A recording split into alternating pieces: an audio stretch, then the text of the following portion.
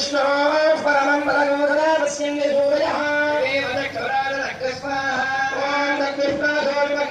அப்படிப்பட்ட அருட்கடங்களை தாங்கி இதோ யாகசாலையிலே இருந்து பட்டாச்சாரிய பெருமக்கள் நாராயண நாமத்தை சொல்லி, எந்த நாமத்தை சொன்னால் நம்முடைய பாவங்கள் எல்லாம் போகுமோ, எந்த நாமத்தை சொன்னால் நம்முடைய வாழ்க்கை உய்வடையுமோ அந்த நாமத்தை சொல்லி இந்த அருட்கடங்களை தாங்கி வருகிறார்கள். நாதசுர ஓசையிலே நாதன் வந்து